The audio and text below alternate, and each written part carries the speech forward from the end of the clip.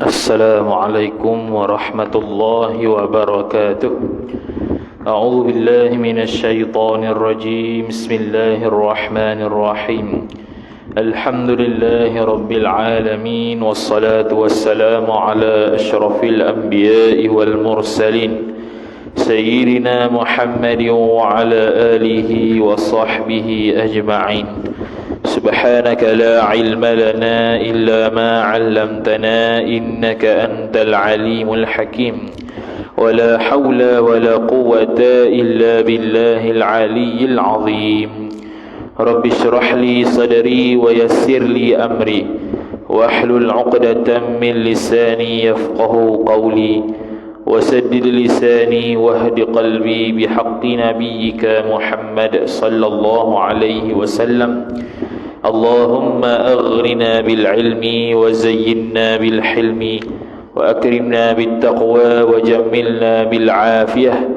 نوينا التعلم والتعليم والتذكر والتذكير والنفع والانتفاع والإفادة والاستفادة والحث على التمسك بكتاب الله وسنة رسوله صلى الله عليه وسلم ودعاء إلى الهدى والدلالة على الخير ابتغاء وجه الله مرضاته وقربه وثوابه سبحانه وتعالى آمين يا رب العالمين. قال المصنف رحمه الله تعالى ونفعنا الله بعلومه وبعلومكم وبعلوم مشايخنا في الدارين آمين يا رب العالمين. Kata pengarang Al-Syeikh Abdul Rashid Al-Banjari rahimahullahu ta'ala, faslun, ini satu fasal pada mengenal Tuhan. Mengenal Tuhan ni ada dua. Pertamanya mengenal Tuhan secara mujmal dan yang kedua mufassal. Kalau mujmal hanya mengakui Allah Ta'ala tu Tuhan, Nabi sallallahu alaihi wasallam tu Rasul, selesai.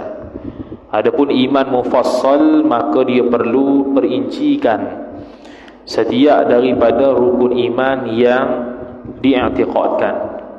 Seperti mana disebutkan oleh Syekh Nawawi Al-Battani rahimahullah dalam Qatrul Ghaith Syarah Masail Abil Layth, siapa-siapa yang mengetahui dan menghafal rukun iman tetapi tidak mengetahui makna di sebalik rukun iman, maka imannya tidak sah. Keduanya, ma'rifatullah secara mufassal itu juga nisbah ketuhanan, perlu mengetahui segala sifat-sifat Allah Ta'ala itu tidak terhingga. Terus dari sudut ijmali lah, dari sudut ijmali mengenal Allah Ta'ala. Dari sudut ijmali yang keduanya ialah semua sifat-sifat yang layak bagi Allah sabit bagi Allah, semua sifat-sifat yang tidak layak bagi Allah ternafi daripada Allah. Adapun secara tafsil atau mufassal, wajib mendalami ataupun mengetahui secara terperinci sifat 20. Maka kita ni akan membahaskan sifat 20 pada fasal Tuhan. Pada mengenal Tuhan, yang wajib bagi Tuhan Jalla wa Azza dengan tafsil 20 sifat. 20 sifat. 20 sifat ni wajib tahu secara tafsil. Adapun secara umum wajib mengetahui bahawa Allah itu bersifat dengan segala sifat kepujian dan ternafi daripadanya segala sifat kekurangan. 20 ni pun ada khilaf juga. 20 ni pandangan yang masyhur, lagi pula marjuh. Adapun sifat 13 pandangan yang rajih tapi tidak masyhur. Sekali lagi kita akan bahas lagi sudut mana yang rajih itu. Yang telah berdiri dalil aqli dan dalil naqli atasnya, atas 20 sifat. Nokta. Berdiri mana? Terbina. Dalil aqli. Dalil aqli pun terbahagi dua. Satu dalil ijmali, yang kedua dalil tafsili. Dalil naqli itu fahamlah Al-Quran dan hadis Nabi sallallahu alaihi wasallam, dan tersebut di bawah tiap-tiap satu sifat dengan maknanya, makna tiap-tiap satu sifat. Dia makna ni maksudnya ma yuqsadu bihi, perkara yang ditujukan dengannya. Benda yang dimaksudkan dengannya dipanggil ma yuqsadu bihi ataupun ma yu'na bihi. Beza dengan erti. Erti ni intiqalul lughati ila lughatil akhar. Berlaku perpindahan satu bahasa ke bahasa lain. Itu makna terjemahan. Kalau makna, dia perkara yang dikehendaki di sebalik lafaz tersebut, dia panggil makna. Beserta dalilnya, dalil tiap-tiap satu sifat tadi. Dalil ni kalau dari sudut fardu ain, dalil ijmali. Dari sudut fardu kifayah, dalil tafsili. Dalil tafsili dia ada kaitan dengan mantiq, iaitu qadiyah-qadiyah yang terbina, premis-premis yang terbina untuk menatijahkan hasil yang yakin. Namun begitu, walaupun dia reti mantiq, dia reti nak susun premis-premis muqaddimah sughra, muqaddimah kubra, natijah, tapi tidak mampu untuk meningkat atau untuk menanggalkan, untuk mencabut syubhat, maka tetap itu dia panggil dalil ijmali. Itu disebut dalam kitab Ad-Durrus Tsamin karangan Syekh Daud Al-Fatani rahimahullah. Dan kepatutan kelakuan mukmin yang mengiktikad Tuhan bersifat dengan sifat-sifat itu, maka itulah kelakuan mukmin yang sempurna. Dia kata, dan kepatutan kelakuan mukmin yang mengiktikad Tuhan bersifat dengan sifat-sifat itu, sifat-sifat 20 secara tafsil dan secara umum, maka itulah kelakuan mukmin yang sempurna. Maknanya kalau mukmin tersebut tidak beriktikadkan sifat 20 dengan makna tidak mendalami sifat 20 secara tafsil, sehingga menyebabkan dia itu akidahnya tak betul, fasik tu fasik. Mukmin juga tapi tak sempurna. Dia tak nafi tapi dia tak mendalami sehingga menyebabkan rosak akidah. Tapi kalau dia mendalami dengan cara yang betul sehingga terungkap syubhat dan dia beriktikad dengan iktikad yang sahih, maka sempurnalah kemukminan dia. Adapun yang mustahil pada Tuhan Jalla wa Azza dengan tafsil, dengan terperinci, maka adalah itu mustahil itu 20 perkara, iaitu 20 perkara lawannya tu kena kepada 20. Lawan 20 sifat yang wajib. Lawan bagi 20 sifat yang wajib. Mustahil melawani wajib. Hak tu yang kita bahas sini. Benda yang mustahil melawani wajib. Adapun benda mustahil berlawanan dengan wajib, itu wajib. Mustahil melawani wajib, hak itulah disebut kita kata mustahil. Mustahil lemah lawan kudrat. Dengan makna lemah pi tendang kudrat lemah pun ada di Tuhan. Hak tu mustahil. Tapi kudrat dengan lemah mesti berlawanan, tak boleh duduk sekali. Tu wajib. Tu Kemudian kata musannif rahimahullah subhanahu wa ta'ala, maka adalah mana tadi? Lawannya 20 sifat wajib. Satu persatu disebut sesudahnya sifat-sifat itu adanya. Noktah. Satu persatu sebut sesudahnya. Sesudah apa? Sesudah satu Yang ni satu persatu, lepas sebut satu, lepas sebut satu. Sifat-sifat itu sifat-sifat yang wajib pada Allah Subhanahu wa ta'ala. Noktah.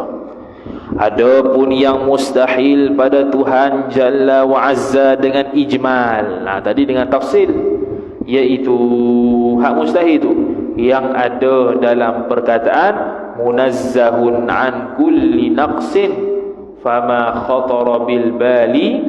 Dia tak jawab, dia tak mana jawab dia, tak ada.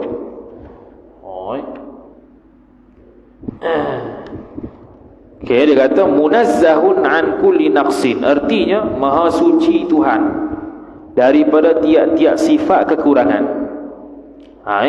Wa ma khatara bil bali, dan juga munazzahun ataf kepada kulli, dan juga maha suci daripada barang yang tercita-cita dalam hati adanya. Tercita-cita ni maksudnya terlintas. Terlintas ya Allah punya sama lagu ni kot. Bukan dia. Wa ma khatara bi balika fahuwa mustahilun 'ala Allah. Apa yang terlintas atas hati engkau terhadap Allah Taala, itu mustahil. Kerana benda yang terlintas dekat hati itu bukannya Allah Taala, tapi itu makhluk. Itu secara ijmal. Hak ni dia nak masuk pula secara tafsil sifat-sifat yang wajib bagi Allah. Inilah 20 sifat Tuhan Jalla wa Azza. Pertama, wujud. Wujud ni dia panggil kena minum sikit lah, kidah ni.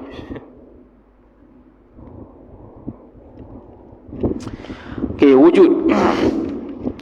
Sifat wujud Allah. Sifat wujud dipanggil sebagai sifat nafsiyah, pandangan mu'tamad Ahlus Sunnah wal Jamaah. Sebahagian pendapat wujud itu sifat zatiyah, ada juga, tapi tak bukan pandangan mu'tamad lah. Ni kita duk bahas, orang panggil buka kitab besar lagi lah. Adalah dia kata tu sifat salbiyah lah, ni sifat zatiyah lah. Tapi pandangan mu'tamad nafsiyah. Artinya, arti wujud ada. Tu pindah bahasa arti tu. Pindah bahasa ada. Maka mustahil tiada. Mustahil pada akal, sifat tiada sabit di Tuhan. Sebab apa diletakkan sifat wujud? Kata Syekh Nawawi Al-Bantani rahimahullah dalam kitab Fathul Majid Syarah Ad-Durril Farid.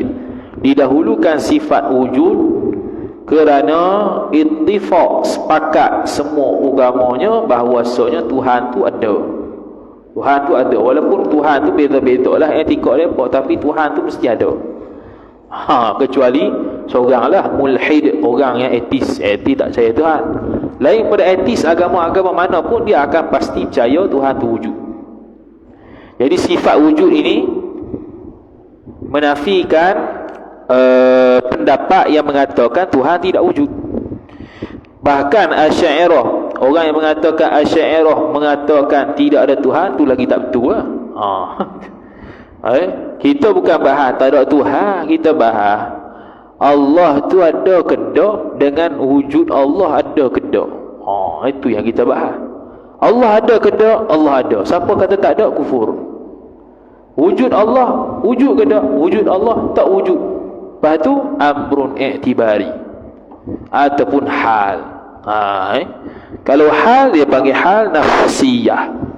Kalau amrun i'tibari ikhtira'i.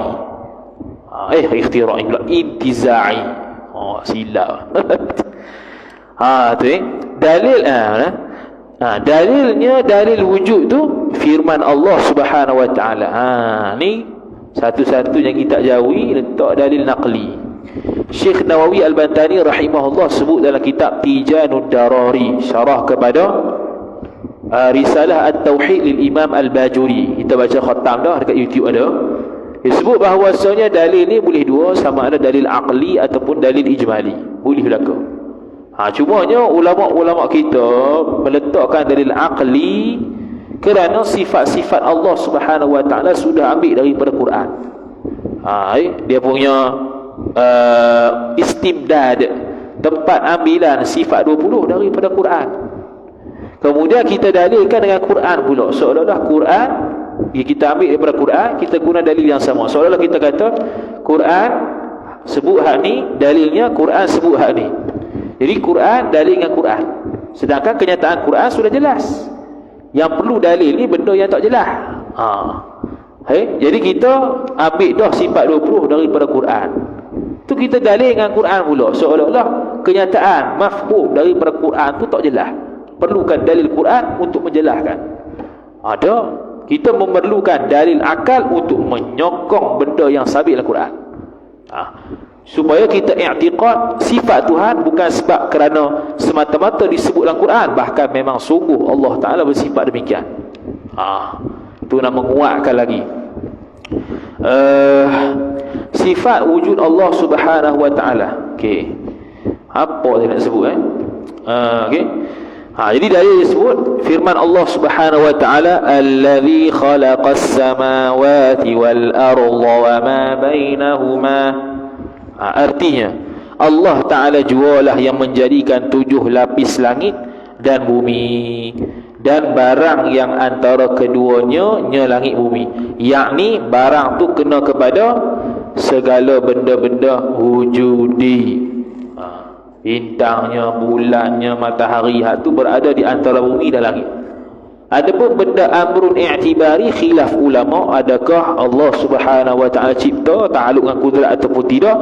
Namun pandangan yang lebih terkedepannya ialah Allah taala hanya bertakluk sifat kudrat kepada perkara-perkara wujudi nisbah cipta.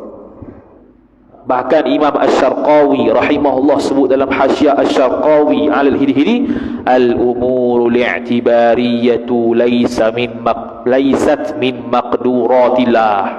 Lebih jelas tu. Al-umuru li'tibariyatu, amrun i'tibari itu laysat min maqduratillah, bukan daripada kerja kudrat Tuhan. Jelas dia sebut. Dah tu ada benda yang Allah Ta'ala tak buat. Tak boleh kata ada benda yang Allah Ta'ala tak buat, kerana amr i'tibari bukan benda. Amr i'tibari benda faham. Dia bukan satu benda, bukan. Dia suatu yang difahami. Suatu yang difahami itu bukan ada.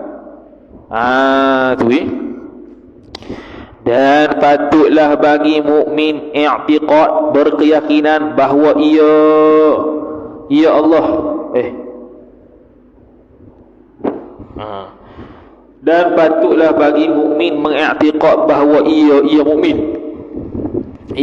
mukmin ingat pada Tuhan Allah Taala pada tiap-tiap yang maujud adanya.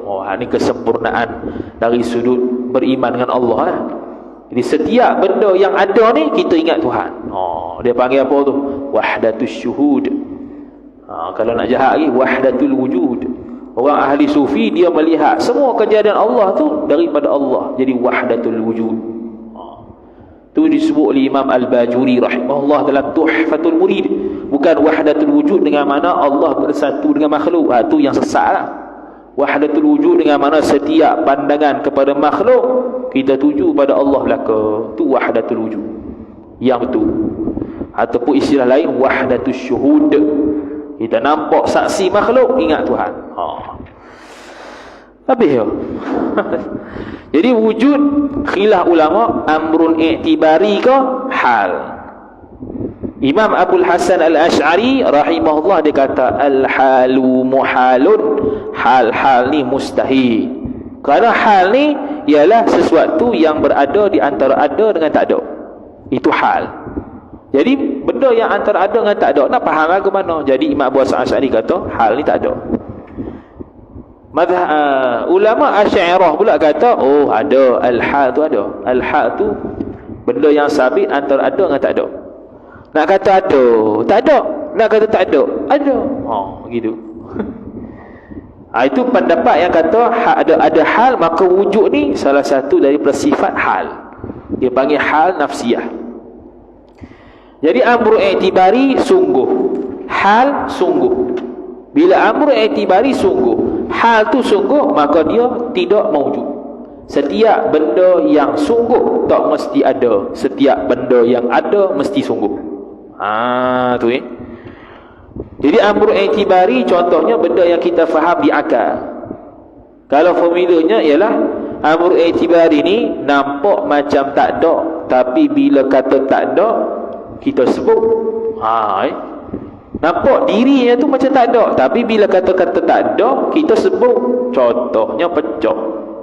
Diri pecah tu tak nampak, tak dengar, tak rasa, tak berlaku. Panca indera tak boleh cakap, tapi kita sebut pecah.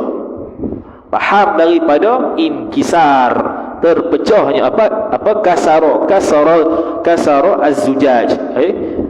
Pecahnya gelas tersebut menyebabkan adanya fi'il mutawa'ah inkisar, terpecah. Pecah tu sendiri amrun i'tibari.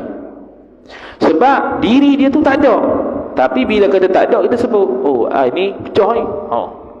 Pecah, kuat, slow. Diri slow, diri kuat tak ada, tapi kita faham dia kuat, dia slow. Tu amrun i'tibari.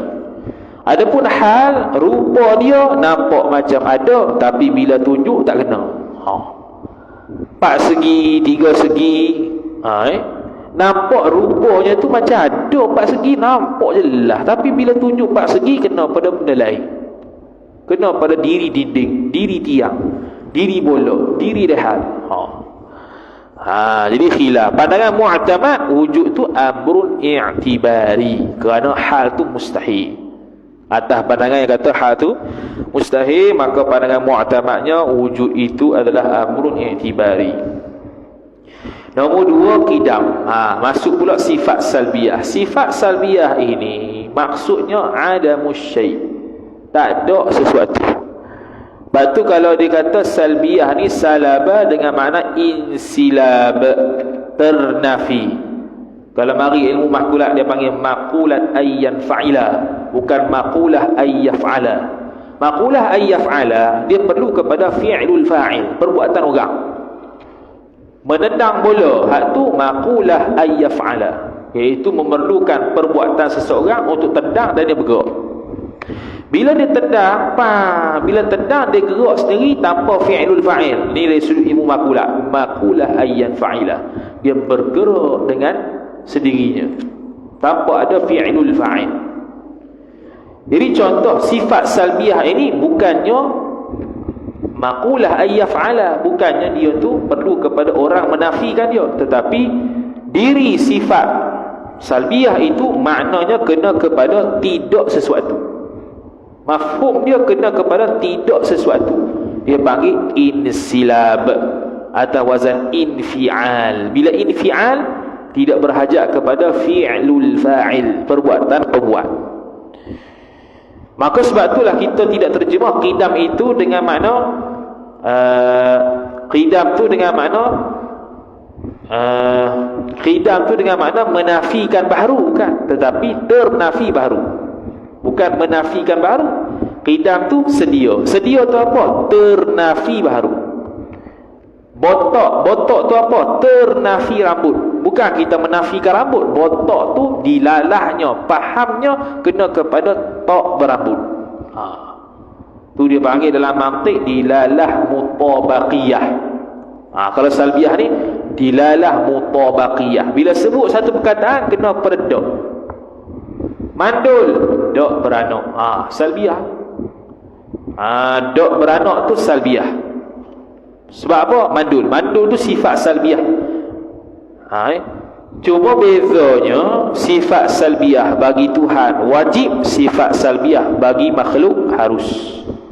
Mandul harus, bukan wajib mandul, dan bukan mustahil mandul. Botok harus, bukannya wajib botok, bukannya mustahil botok. Tapi kalau qidam untuk Allah wajib, bukan harus, bukan mustahil. Mukhalafatuhu lil hawadith wajib, bukan harus, bukan mustahil. Tu qidam. Artinya arti qidam sedia. Itu terjemahan. Maksudnya tidak baharu. Ada musyrik, tidak baharu. Tidak baharu tu adakah sesuatu menafikan baharu Allah? Bukan. Memang sejak azali Allah memang tidak baharu. Ternafi baharu. Tidak perlu kepada fi'lul fa'il, perbuatan pembuat. Memang dia ternafi baharu sejak azali. Tu. Maka mustahil didahului adam. Dia panggil adam sabiq, adam dulu.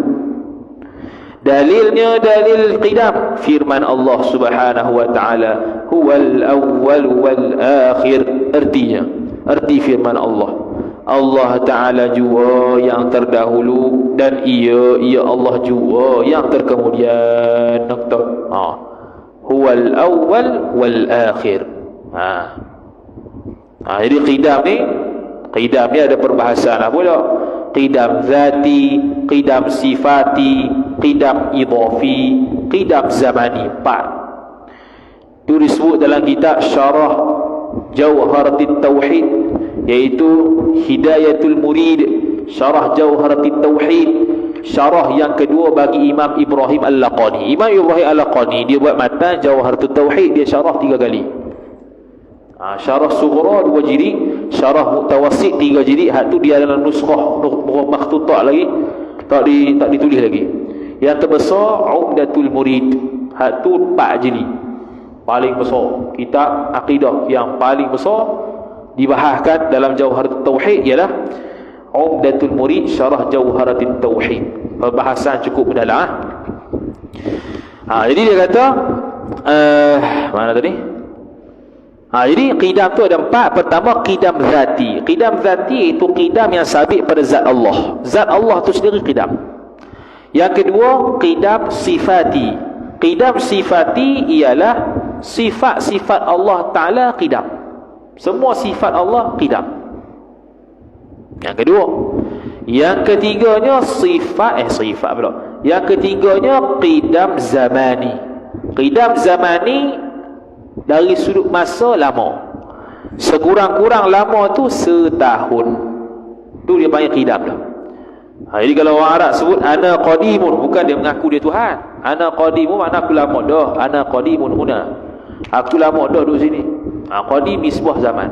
Yang keempat qidam idhafi, iaitu nisbah pada orang lain dia lebih tua. Tu qidam dari sudut dari sudut sandaran kepada sesuatu, idhafi. Pak dengan anak, pak lebih qadim daripada anak. Anak dengan cucu, anak lebih qadim daripada cucu. Begitu. Habis kemudian kata musannif rahimahullahu taala. Dan artinya Allah Taala jua yang terdahulu dan ia Allah jualah yang terkemudian. Dan patutlah bagi mukmin mengiktikad bahawa ia Allah memberi syukur, bahawa ia mukmin memberi syukur pada Allah yang menjadikan mukmin, menjadikan mukmin itu mukmin dan muslim dengan taufik Allah adanya. Dia maknanya kita ni bukan setakat menghuraikan tauhid, bahkan dia hurai disebalik daripada sifat tu benda apa yang kita patut ada. Jadi qidam ni makna kita beriktikad, kita sepatutnya beriktikad bahawasanya Allah Ta'ala kita ni memberi syukur, yang ni bersyukur kepada Allah Ta'ala yang menjadikan kita mukmin dan muslim dengan taufik. Taufik ni maksudnya khalqul qudrati li ta'ah, mencipta kudrat untuk buat taat, itu taufik. Lawannya ialah khidlan, kha dha lam alif nun, itu khalqul qudrati lil ma'siyah. Allah Ta'ala menciptakan kudrat untuk maksiat. Ketiga, baqa. Arti baqa, kekal atau pindah bahasa. Makna kekal, tidak binasa. Itu salbiah.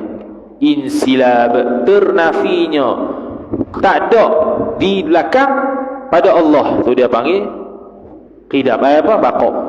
Ternafi binasa, tu salbiah bagi baqa. Maka mustahillah dah dihubungi adam ni adam lahiq, adam yang mendatang. Begitu juga baqa, dia ada baqa zati, baqa aridi. Baqa zati, dirinya itu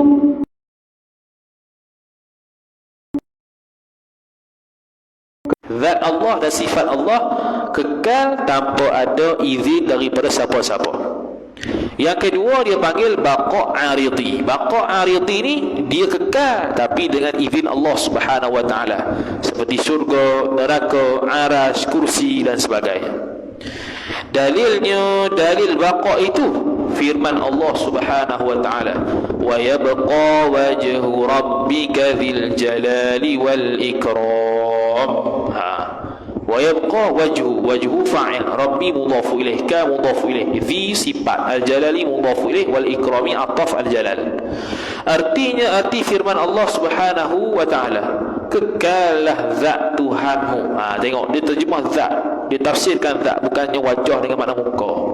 Kerana wajah dengan makna muka bukan murad, bukan perkara yang dimaksudkan. Dia panggil sini min itlaqil juz'i wa iradatil kulli. Sebut juz'u bahagian anggota wajah tapi naknya satu zat. Kenapa disebut wajhu tak sebut benda lain? Kerana wajah itu adalah salah satu anggota yang paling mulia berbanding dengan anggota lain. Cuma ni bukan nak mensabitkan anggota pada Allah Subhanahu wa taala. Kekalan zat Tuhanmu yang mempunyai kebesaran dan kemuliaan. Noktah. Habis bab bakok. Dan patutlah bagi mukmin mengiktikad bahawa ia mukmin ingat yang ia Allah bahawa ia seorang mukmin tu ingat yang ia mukmin tu akan mati. Nisbah kepada bakok ni kekal, dia ni tak kekal, dia akan mati. Kerana boleh ia seorang tu banyak-banyak istighfar, ay talabul maghfirah, menuntut keampunan, taubat pada Allah Subhanahu wa taala adanya tu tambahan belakang macam kitab dulu kita baca tu. Jawi memang pesen gitu tu habis. Yang keempat, mukhalafatuhu lil hawadith, artinya bersalahan Allah Ta'ala segala yang baharu. Dia tulis kecil tu, bagi segala yang baharu. Kalau pada dia tak sebut bagi. Sebab apa? Sebab lam tu lam zaidah. Lam zaidah litaqwiyah, untuk menguatkan fungsi masdar supaya dia muta'addi dengan maf'ul. Hawadith tu kalau tidak ada lam, dia maf'ul bih bagi mukhalafah. Mukhalafatu tu idhafat masdar kepada fa'il. Khalafa yukhalifu mukhalafah. Tu bersalahan Allah akan segala yang baru. Bagi dengan mana akan. Maka mustahil. Bersamaan bersalahan Allah dengan yang baru pada tiga perkara: zat, sifat dan perbuatan. Bersalahan Allah dengan yang baru, itu terjemah. Maknanya tidak sama Allah dengan makhluk. Tidak itulah salbiyah. As-salbu bermakna insilab, ternafinya sama Allah dengan makhluk. Tu sama ada dari sudut zat, dari sudut sifat, dari sudut perbuatan. Ketiga-tiga ni tak serupa dengan Allah Subhanahu wa taala. Serupa ni pula ada tiga nama. Pertama disebut sebagai mathilun. Mathilun maknanya sama 100%, perfect sama. Mathilun. Yang kedua dia panggil syabihun. Syabihun ni kebanyakannya serupa. Syabihun. Yang ketiganya nazirun. Nazirun tu satu benda yang serupa, hak lain beza belaka. Satu yang sama, hak lain beza belaka. Jadi kalau Allah Ta'ala tak sama dengan makhluk, sama ada mathil, sama ada syabih, sama ada nazir. Tiga-tiga ni ternafi daripada Allah Subhanahu wa Ta'ala kepada makhluk. Tu. Maka mustahillah bersamaan Allah Ta'ala bagi segala yang baru. Noktah. Baharu tu apa dia? Baharu ada dua. Baharu hakiki, baharu majazi. Baharu hakiki al-mawjudu ba'dal adam, ada selepas daripada tak ada. Tu baharu hakiki. Yang kedua dia panggil baharu majazi. Baharu majazi ni at-tajaddud, baru, benda yang baru berlaku. At-tajaddud. Tajaddud ni contohnya daripada muda ke tua, daripada besar ke kecil, daripada kecil ke besar. Tu amru i'tibari belaka tu. Kalau hadis yang hakiki, baharu yang hakiki, benda yang membabitkan wujudi, sebab daripada tak ada kepada ada, daripada tak ada kepada ada. Tu dia. Kemudian dia kata lagi, artinya apa tadi? Maka mustahillah bersamaan Allah Ta'ala bagi segala yang baru. Noktah. Dalilnya, dalil mukhalafatuhu lil hawadith ialah firman Allah Subhanahu wa Ta'ala, laisa kamithlihi syai'. Artinya, arti firman Allah, tiada seumpamanya. Kamithlihi, kaf tu seperti dah, mithli pun seperti juga, macam berulang Maka dia panggil kaf tu harfun zaidah, satu pendapat. Tapi cumanya kita nak menisbahkan harfun zaidah bagi Quran ni agak kurang adab lah. Dia panggil harfus silah, diganti bahasanya dengan harfus silah, bukan harfun zaidah. Harfun zaidah ni haraf tambahan. Haraf silah ni dia tak ada maksud juga, cuma kita bahasakan haraf zaidah nisbah Quran ni haraf silah. Itu satu pendapat lah. Pendapat yang kedua kata mithli di situ dengan makna zat, ai laisa kadzatihi syai'. Tidaklah seumpama zat Allah tu sesuatu. Situ. Ada banyak lagi lah tu antara maksudnya. Kemudian, dan patut bagi mukmin mengiktikadkan bahawa ia mukmin banyak memberi tasbih pada Allah Ta'ala juga adanya. Tasbih itu berkait dengan apa? Sucikan Allah daripada makhluk, sucikan Allah daripada bersamaan dengan makhluk, dari sudut zat, dari sudut sifat, dari sudut perbuatan. Sepatutnya dia bertasbih kepada Allah sebanyak-banyaknya, seperti mana ada malaikat yang ditugaskan untuk bertasbih sampai mati. Yang kelima, qiyamuhu ta'ala binafsihi. Arti qiyamuhu ta'ala binafsihi, berdiri Allah Ta'ala dengan sendirinya. Kata Syekh Ahmad Al-Fatani rahimahullah dalam kitab Faridatul Faraid, berdiri bukan makna daripada duduk tegak diri, bukan, dengan makna dua. Pertamanya, Allah Ta'ala la yahtaju ila mahallin aidatin, tidak berhajatnya Allah kepada zat untuk ada dia. Seperti mana hijau nak ada dia mesti ada zat, merah nak ada dia mesti ada zat, dan seumpamanya. Begitu juga kalau dia tu qiyamuhu binafsihi dengan makna la yahtaju ilal mukhassis, tak berhajat kepada pencipta. Tu makna, tu kata makna dengan terjemah tu beza. Qiyamuhu binafsihi, tidak, adamus syai', tidak sesuatu, tu salbiah, tidak berhajat kepada zat. Qiyamuhu binafsihi, tidak berhajat kepada pencipta. Qiyamuhu binafsihi, maka mustahillah tiada berdiri dengan sendirinya Allah, yakni mustahillah Allah berhajat kepada zat, dan mustahillah Allah berhajat kepada pencipta. Dalilnya dalil firman Allah, dalilnya dalil qiyamuhu binafsihi, firman Allah Ta'ala, innallaha la ghaniyyun 'anil 'alamin, bahwasanya Allah Ta'ala sesungguhnya Allah yang kaya daripada sekalian alam. Kaya ni kaya mutlak, tak berhajat kepada apa-apa, tak berkait dengan hancur alam ataupun ada alam. Semua tu Allah terkaya belaka, tak hajat. Dan patutlah bagi mukmin mengiktikad bahawa ia mukmin menyatakan hajatnya mukmin dan fakir mukmin kepada Allah Subhanahu wa Ta'ala adanya. Sebab ada kaitan dengan qiyamuhu binafsihi, al-iftiqaru ila Allah.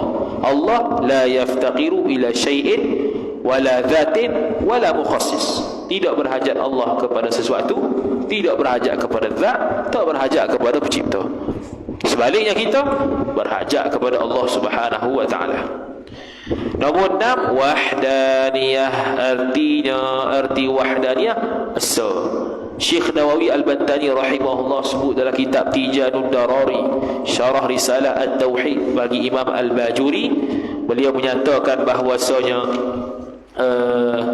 semulia-mulia sifat yang dibahaskan dalam tauhid ialah wahdaniyah. Wahdaniyah asa, sehingga akan dijadikan ilmu ni dinamakan sebagai ilmu tauhid, bukan ilmu selain daripada tauhid, ilmu tauhid. Ilmu tauhid ni ada macam-macam nama lah. Ilmu tauhid, ilmu kalam, ilmu fiqhul akbar, ilmu aqidah, ilmu usuluddin. Jadi penamaan yang banyak inilah menunjukkan kemuliaannya ilmu akidah. Dia kalau banyak nama ni terbagi pada dua. Banyak nama ni disebabkan dia tu mulia, ataupun banyak nama disebabkan dia tu keji. Seperti nama-nama haid banyak, bukan sebab dia mulia, sebab dia yang paling keji. Dia yang paling keji. Adanya mahid, adanya mahad, adanya haid, adanya dhahak, macam-macam. Ad-dhahk, itu salah satu daripada nama haid. Asa tu zatnya, zat Allah. Esa zat Allah terbahagi kepada dua. Sama ada nak mengatakan Allah Ta'ala tidak berjisim, bukan, Allah Ta'ala tidak berdaging, tidak bertulang, tidak disambung, tidak boleh dicerai-ceraikan Allah Ta'ala. Dan yang kedua, esa pada zat dengan makna Allah Ta'ala tidak ada orang lain macam dia. Zat dia tu tak macam orang lain. Dan esa sifatnya sifat Allah Subhanahu wa Ta'ala. Esa sifat dengan makna dua juga. Sama ada tak ada orang yang bersifat macam Allah, satu, ataupun sifat Allah tidak berbilang. Sifat Allah banyak, tidak terhingga. Tiap-tiap satu sifat Allah tidak tiap-tiap satu sifat Allah tidak berbilang. Sifat-sifat Allah itu banyak, tidak terbilang. Tiap-tiap satu daripada sifat Allah yang tidak terbilang itu satu saja, bukan dua, bukan tiga. Jadi sifat kudrat satu, sifat iradat satu, sifat kalam satu, sifat samak basuk satu, sifat basar satu. Sebab itulah Syekh Wan Ismail Al-Fatani rahimahullah, dia mentransformasikan bahasa penterjemahan daripada kuasa kepada berkuasa. Kerana kalau terjemah kuasa dengan berkuasa, takut kita fahamnya kuasa tu kuasa yang maklum dalam kepala otak bahasa Melayu kita ni. Kalau kuasa Allah banyak, kuasa Allah tidak satu, kuasa Allah banyak. Yang satunya ialah berkuasa. Pendengaran Allah itu yang satu. Mendengar Allah banyak. Allah dengar kalam Zaid, Allah dengar kalam Muhammad, Allah dengar kalam Abi Bakar. Allah dengar belaka. Dengar banyak tapi satu sifat pendengaran. Allah Ta'ala melihat banyak tapi satu pelihatan. Allah Ta'ala berkata-kata banyak dengan satu berkata. Allah Ta'ala banyak ilmu dia, banyak benda yang Allah tahu, tetapi pengetahuan satu. Cuma dalam kitab Tahqiqul Maqam ala Kifayatil Awam, Syekh Al-Bajuri rahimahullah sebut kata ilmu Allah, pengetahuan tu ada khilaf. Adakah dia tu banyak ilmu dan banyak mengetahui, ataupun satu ilmu banyak mengetahui? Tu khilaf. Pandangan mu'tamad, satu pengetahuan banyak mengetahui. Ta'aluk dia banyak, sifat nafsi dia pun banyak. Diri sifat ilmu tu pun banyak, ta'aluk mengetahui pun banyak juga. Jadi kalau orang yang tidak membahaskan apa-apa ni, jadi dia nak bahas so pada sifat ni boleh jadi sakut sikit lah. Mengetahui Allah satu, dia tak akan kata gitu lah. Dia akan kata apa? Ilmu Allah satu, kudrat Allah satu, kalam Allah satu, basar Allah satu, sama Allah satu. Terjemah tengok, mendengar Allah satu, melihat Allah satu, kuasa Allah satu. Betul.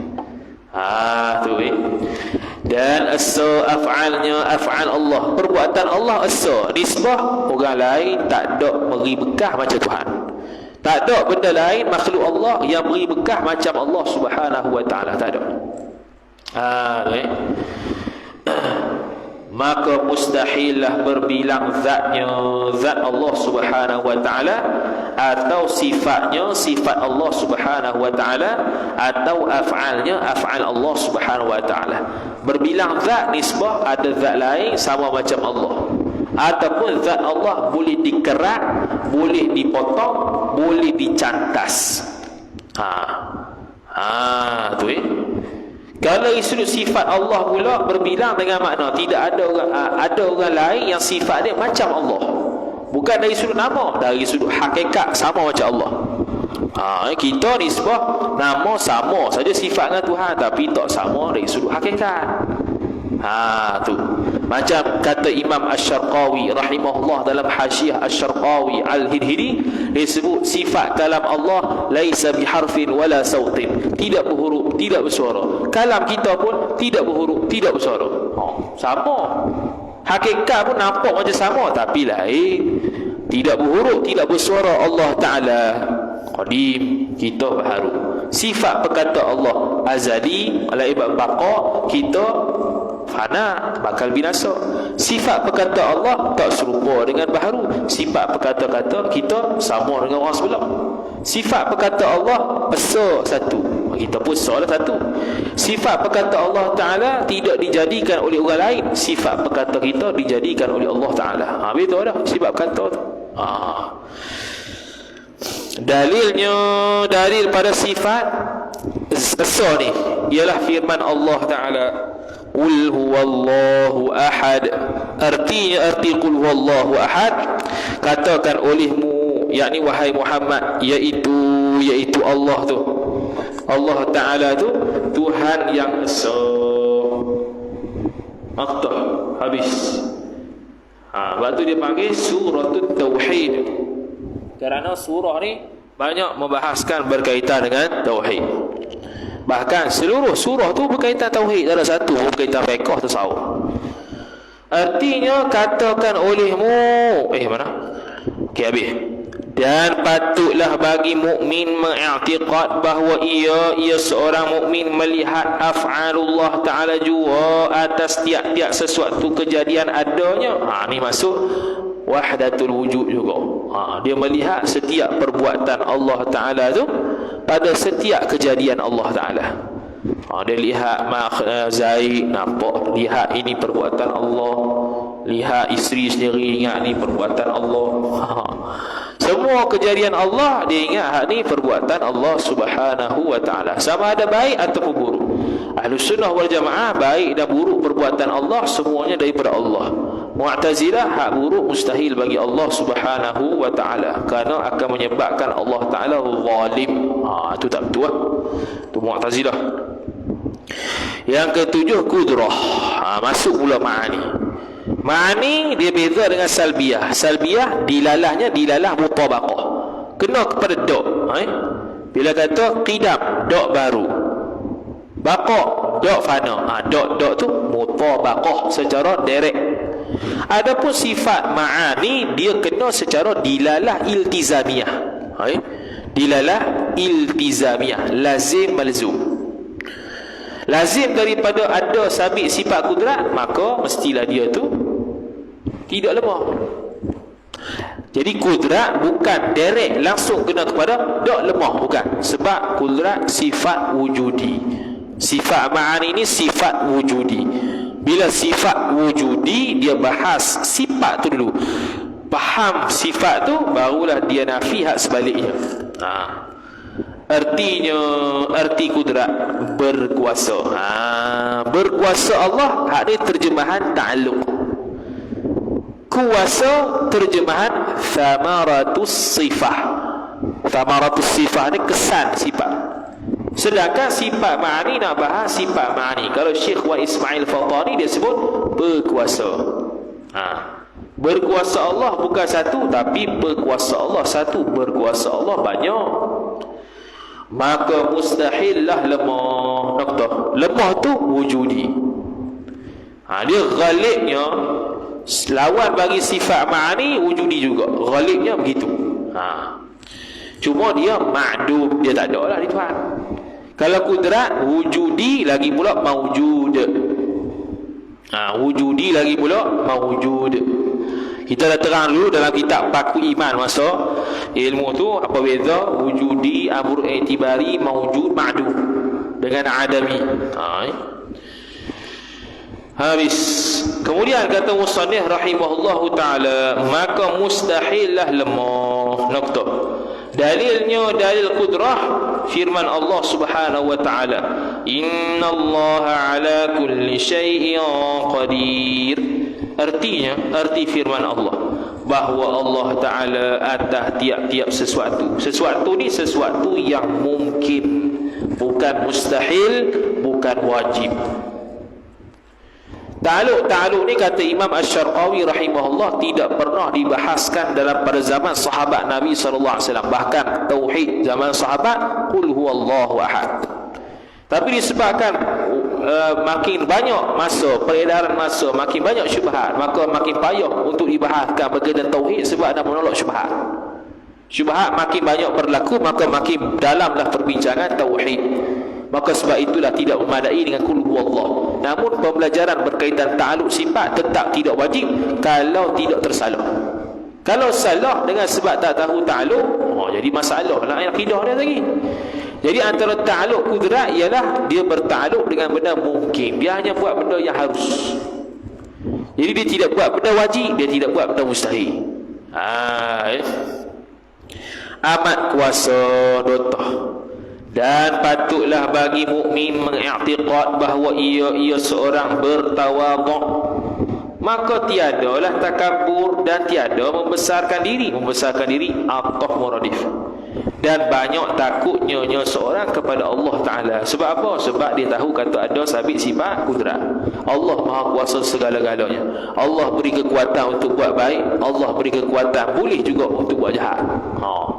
Jadi sepatutnya dia bertawaduk. Tawaduk ni lawan bagi kibir, lawan bagi takabur, lawan bagi besar diri. Man khafa man rafa'a man tawadhu'a rafa'ahu Allah. Barang siapa yang tawadhu, niscaya Allah mengangkatnya. Mafhum mukhalafahnya man man takabbara khafadahu Allah. Barang siapa yang bertakabur, maka Allah akan menghinanya. Sebab tu nas Al-Quran dan hadis ada mantuq, ada mafhum. Mantuq tu benda yang diucap, mafhum tu disebalik daripada apa yang dapat difahami daripada Al-Quran dan hadis Nabi sallallahu alaihi wasallam. Yang ke-8-nya iradah. Arti iradah menentukan, dengan makna berkehendak ataupun penentu. Menentukan tu ta'alluq sifat. Tentu dan kehendak samaratus sifat. Ta'alluq menentukan. Allah Ta'ala ada sifat penentu, Allah Ta'ala ada sifat berkehendak. Dengan sifat berkehendak Allah boleh kehendak. Itu samaratus sifat. Kehendak apa? Berkehendak mencipta alam. Tu ta'alluq. Juga sama adik-beradik kudrat, ta'alluq benda mungkin. Dua-dua kudrat dan juga iradat, nama ta'alluq sama, ta'alluq ta'fir, memberi bekah. Sebagian ulama menamakan ta'alluq iradat ta'alluq takhsis, mengkhususkan, menetapkan. Dan kudrat tidak akan boleh berlaku kecuali dengan iradat. Allah Ta'ala kalau tidak kehendak sesuatu, pasti tak akan terjadi sesuatu. Kenapa diletakkan sifat ma'ani yang pertama kudrat? Kerana munasabah daripada perbahasan sebelumnya, iaitu sifat asa pada perbuatan. Asa pada perbuatan berkait rapat dengan kudrat, maka didahulukan kudrat. Sebahagian ulama meletakkan sifat hayat terlebih dahulu kerana hayat itu seolah-olah menjadi syarat sah sabit sifat ma'ani yang lain, maka didahulukan hayat. Itu disebut oleh Syekh Nawawi Al-Bantani rahimahullah dalam Fathul Majid Syarah Ad-Durril Farid. Tu. Lepas tu kudrat, kenapa lepas kudrat iradat? Kerana kudrat bila nak buat sesuatu tidak akan boleh buat melainkan dia kehendak dulu. Orang yang tak berkehendak buat tepeng, maka dia tidak akan buat tepeng. Iradah, arti iradah menentukan. Habis menentukan dengan makna penentu atau berkehendak. Dengan berkehendak dia menentukan, dia berkehendak. Maka mustahillah tergagah. Tergagah ni dia buat atas jalan paksa, bukan dengan kehendak dia. Ada satu yang menekan Tuhan, sesuatu yang menekan Tuhan sehingga dia tu terpaksa buat. Dalilnya dalil daripada sifat iradah firman Allah Ta'ala fa'alul lima yurid. Artinya arti firman Allah, berbuatlah oleh Allah Ta'ala bagi barang yang ditentukannya, ditentukan Allah. Noktah. Ditentukan apa dia? Yakni daripada perkara mungkinat. Dan patutlah bagi mukmin beriktikad bahawa ia mukmin memberi syukur kepada Allah Ta'ala atas tiap-tiap nikmat dan sabar atas tiap-tiap bala di dunia adanya. Kerana Nabi SAW sebut orang yang mukmin tak terlepas daripada dua perkara setiap masa, sama ada syukur ataupun sabar. Benda yang dia dapat nikmat, syukur. Antara nikmat, alhamdulillah. Antara nikmatnya ialah ilmu. Orang yang dapat memahami ilmu, kata Imam Abu Hanifah radhiyallahu ta'ala anhu, dinukilkan dalam kitab Ta'limul Muta'allim Tariqat Ta'allum, mengatakan siapa-siapa yang mendapatkan ilmu maka ucapkanlah alhamdulillah, niscaya Allah Ta'ala akan tambah ilmu pada dia. Setiap kali aku dapat memahami ilmu, aku akan sebut alhamdulillah, dan aku dapati akan bertambah ilmu atasku. Itu kata Imam Abu Hanifah radhiyallahu taala anhu. Setiap saat orang mukmin tidak terlepas daripada sabar dan syukur. Sabar pada benda niqmah, benda yang tak seronok. Kalau syukur atas benda nikmat, benda yang kita seronok. Kemudian kata musannif rahimahullahu taala, yang ke-9 ilmu. Kenapa lepas yang ke-9 yang iradat lepas tu ilmu? Kerana kehendak. Dengan sifat kehendak Allah taala itu tidak akan berlaku melainkan Allah tahu terlebih dahulu.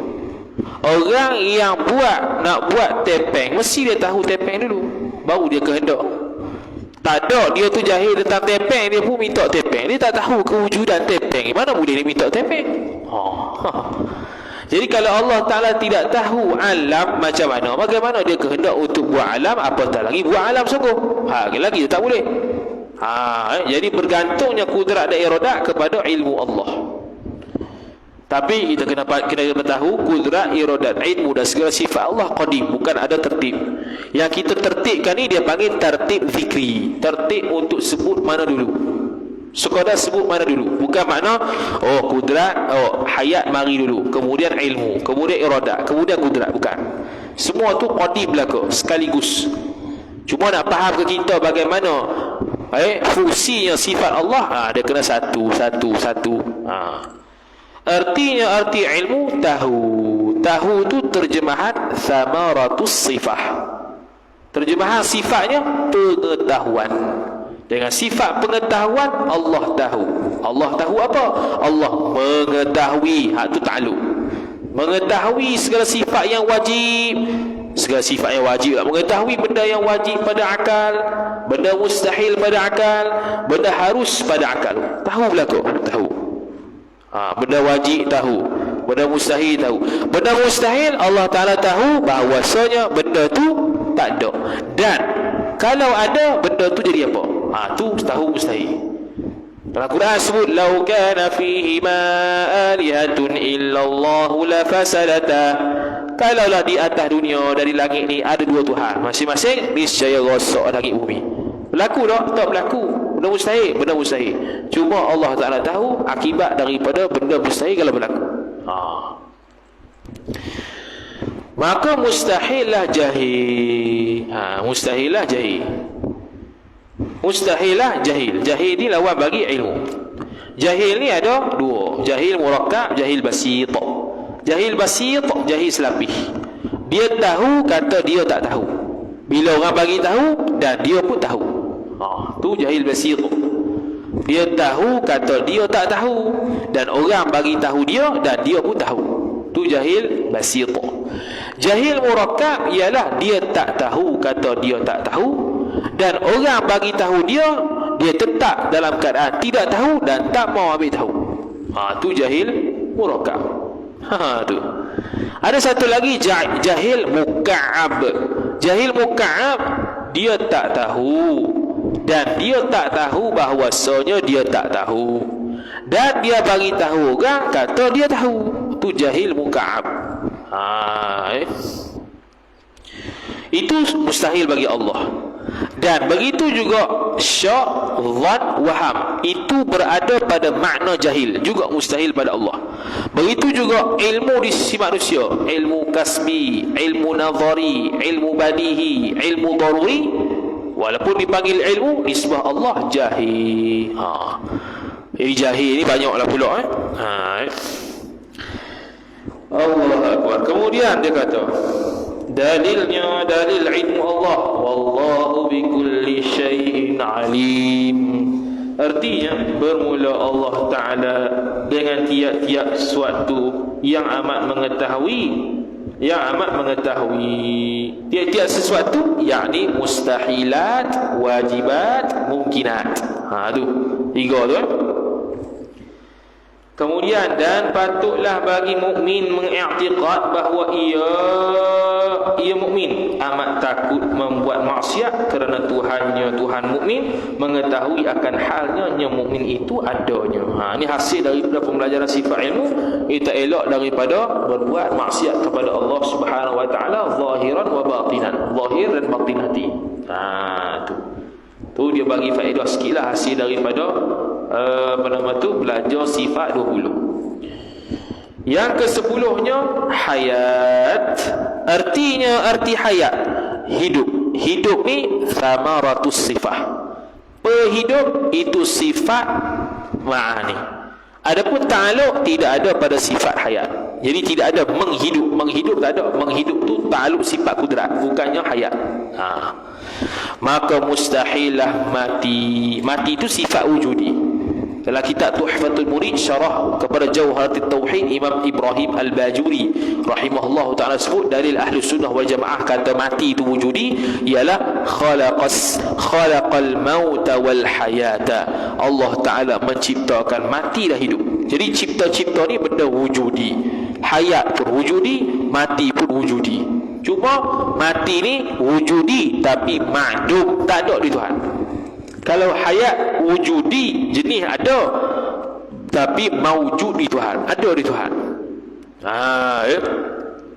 Dalilnya dalil hayat firman Allah Ta'ala, wa tawakkal 'alal hayyil ladzi la yamut. Artinya, serahkanlah dirimu kepada Tuhan yang hidup, yang tiada mati. Ini asas dari ini menolak pandangan sebahagian salafiyah wahabiyah yang mengatakan dan menganjing puak-puak sifat 20 ni, duk mengaji wujud lawannya tak ada, hidup lawannya mati. Hidup lah, faham buat apa mati lagi. Tu ada lah buat apa nak bahas, tak ada lagi. Quran sendiri mensifatkan al-hayah, al-hayyi tadi tu dengan la yamut. Kalau ikutkan tak payah sifatkan dah, alal hayyi sudah faham dah, tak mati. Tapi ditaukidkan, dikuatkan lagi.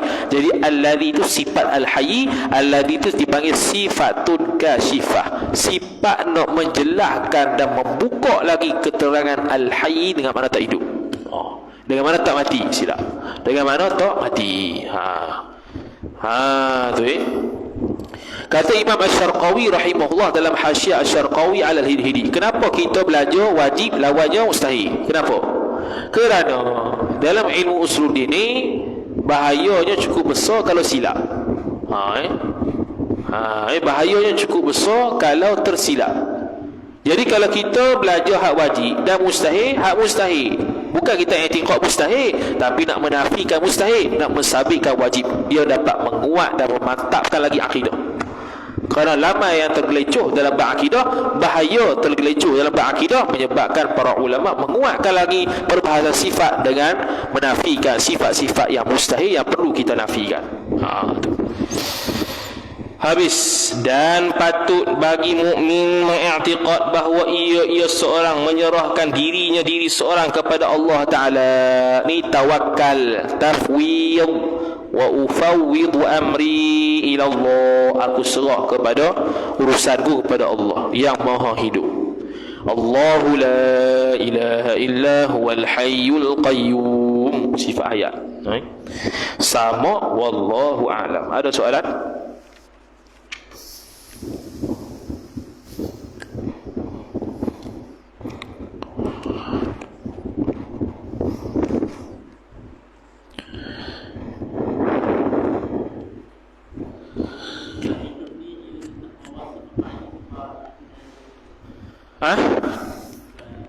Sebab apa? Sifat ayat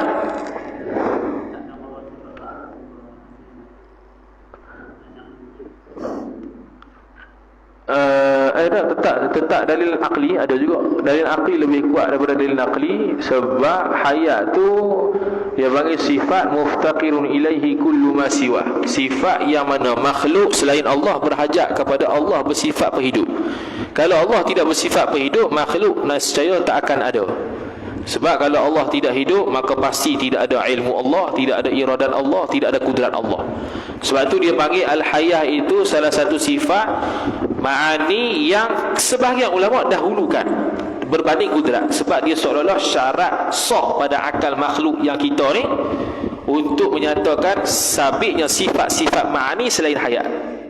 Kalau tidak ada sifat berhidup, mati, maka pastilah ilmu tak ada, iradat tak ada, kudrat tak ada. Macam orang mati, orang mati kudrat tak ada dah, iradat ketika tu tak ada dah, ilmu pun tak nampak dah ketika tu. Ketika dihidupkan semula, barulah diberikan ilmu dan akal macam biasa. Sama pun tak ada dah, kalam pun tak dengar dah, tak dengar bercakap dengan kalam, dengan perkata tu dah, melihat pun tidak dah, dengan sebab tidak ada sifat hayat. Dan dia sifat ma'ani, kerana sabit dalil Quran khalaqal mauta wal hayata. Yang sabit Quran khalaqal mauta wal hayata tu nisbah nak kata hayat dengan mati tu wujudi. Sebab khalaqa ni cipta. Bila cipta ni cipta benda wujudi. Kalau benda amru i'tibari atas pendapat yang dikuatkan, dia tidak di bawah ta'aluk kudrat Tuhan. Laisat al-umurul i'tibariyah laisat min maqduratillah. Tu kata Imam Asy-Syarqawi dalam Hasyiah Asy-Syarqawi 'ala al-Hidhidi. Tu. Ada soalan lagi?